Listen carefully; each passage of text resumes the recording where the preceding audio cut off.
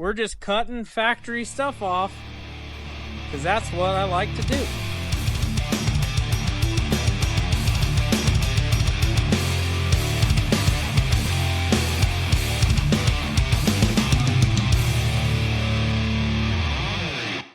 All right, after hours, I'm gonna get some work done on this Raptor just for a little bit this evening. Hopefully get the grill modified to fit with the Cobb intercooler.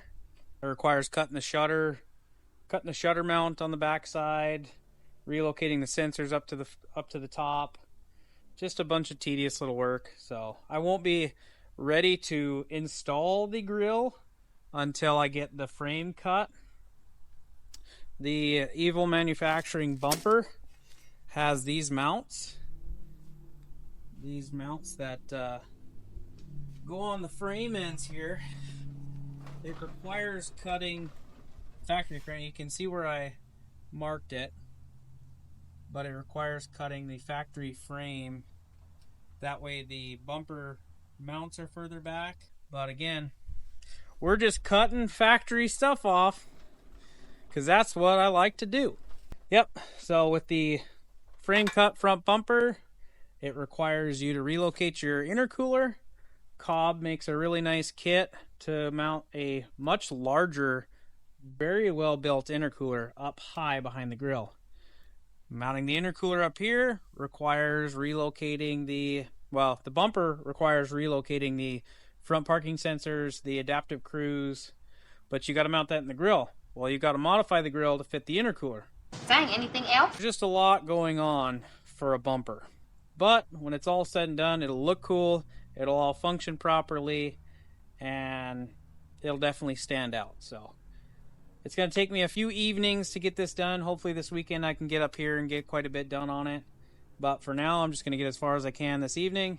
Hopefully get the frame marked where it needs to be cut, and get the grill modified to fit the newly relocated intercooler. So we'll see how far we can get, and we'll just work on it until it's done, because that's what you do. In order to fit the Cobb intercooler, we have to modify the shutter. It's like the grill support, but also it's a shutter system. I pulled this off of the factory grill. We have to basically cut the center section out. So it's going to have me cut the top where the shutter motor would originally mount. It has me cut that flush at the top, and it has me cut the sides flush with this opening. The instructions make it look a little more difficult than it actually is, but this is also a Gen 3. The instructions are for a Gen 2, 3, F-150, so they're kind of generic. You can't follow them to a T because some things are different. So we're just going to cut this, cut the top, cut the sides, we'll test fit it back, and that's pretty much it. It's as easy as it gets.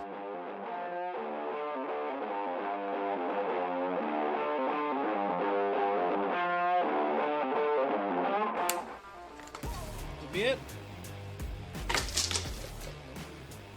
Yep. Anyway, what you're left with. Obviously, the shutters would be all up in this thing's grill. As you can see, fits in here pretty good just by chopping the top flush, cutting the sides flush. It's got plenty of room to live. The sensors will be mounted on the grill up high. The adaptive, I haven't figured that out yet. It mounts somewhere on this mess. I guess I'll just assemble the grill. I'm not going to install the grill yet. We started to mock up what I thought were the measurements. Luckily, the Raptor that I had done this on the past was kind enough to send us some pictures, some up-close pictures of the frame mounting. The last time I did this, I cut it where I thought, which is exactly where I marked it this time, and I realized I had to cut it about 3 more times to get bumper to sit where I want it to sit. So based off the pictures, frame brackets actually pretty much, they butt right up to the back of this, or to the front of the body mount, or the core support mount. So my measurements are about 4 inches off. My cut will probably be just on the other side of this hole, and I'll have to drill a new hole. All right, new day, Saturday up here. A little chilly this morning, but we're gonna get some stuff done on the Raptor. The grill is on there, kind of temporarily. I wanted to make sure the sensors and everything cleared the intercooler. So looks like everything is correct, even though I don't have instructions to make sure that it's correct, but it fits. And that's all that matters. The only thing I have to figure out now is the adaptive cruise. I have no idea. Their bracket is just this generic little L bracket wherever I got it. It's just an L bracket, and I have no idea how a square module is supposed to mount to just a 3-hole L bracket. So we've got some figuring out to do on that. The plan for today is get the frame cut, which we can see here. This is where I originally had thought I had to cut the frame. This is where I really have to cut the frame. So it's about 4 inches further back. That way that frame mount can sit right about there. So you can see, cut off all that. You got to cut that entire chunk off the frame there. These will have to get moved. I'll just move them back as far as I can. Not really much more you can do with those. Those are designed to, pretty much designed to sit down there. So we'll make those adjustments when the bumper's on. So we'll get the frame cut today. We'll get the mounts on today. We'll get the grill final assembled, basically fully assembled. Get that trim piece back on. Get those, pretty much get the whole front end buttoned up. So that'll be the plan. Shouldn't be too difficult.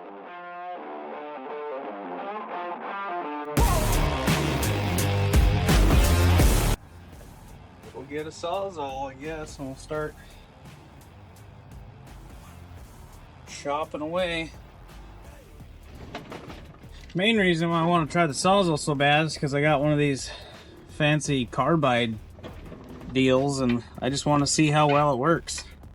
It looks like it'll snake in here just fine, so we're gonna give it a shot. Look at that, we're cutting down the line. It's like I know what I'm doing.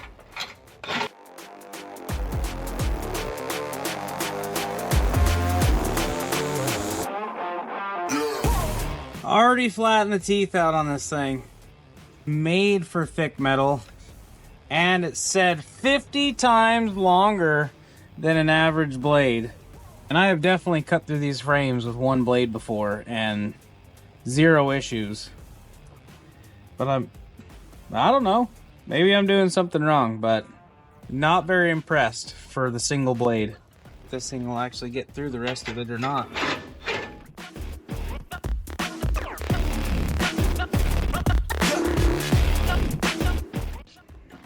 She's toast. Not impressed. We'll grab the old Diablo.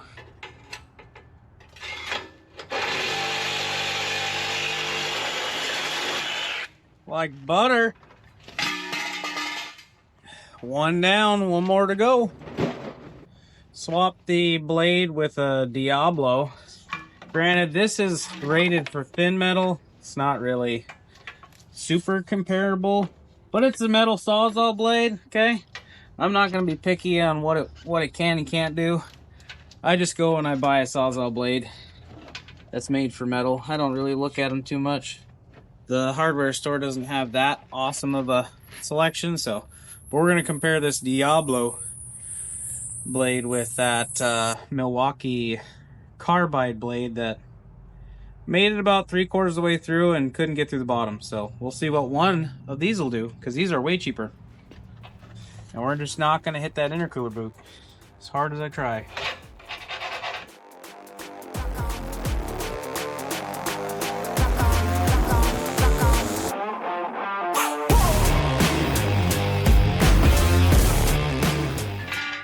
Uh-oh.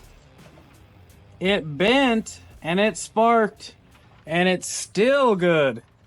Like, I'll reuse that blade again, even though it's got a little bend in it, but I still have to notch it at a 45 anyway, so. Carbide versus the regular. Regular is worth it to me. Carbide is not worth it.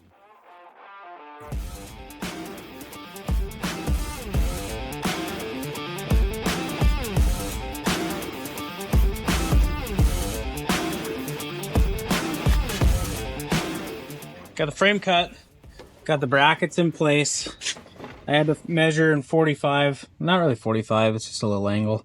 But you have to cut the frame bottom at a little bit of an angle so this thing will slide all the way up against the frame. What's left is to drill the through bolt that goes all the way through the frame. Evil Manufacturing makes it pretty simple. They're one of the easier frame cut bumpers to do. It would be awesome if someone included instructions in their kit, but that's asking too much sometimes, so not a big deal. Once I figured out what I had to do on the last one, just had to mark it, cut it, slide these all the way up on there. They fit first time, which is crazy. I had to cut it 3 times, but it's better to cut less because you can always cut more off. So now I just got to drill holes, bolt these on, we'll get the grill on, and we'll bolt the bumper on.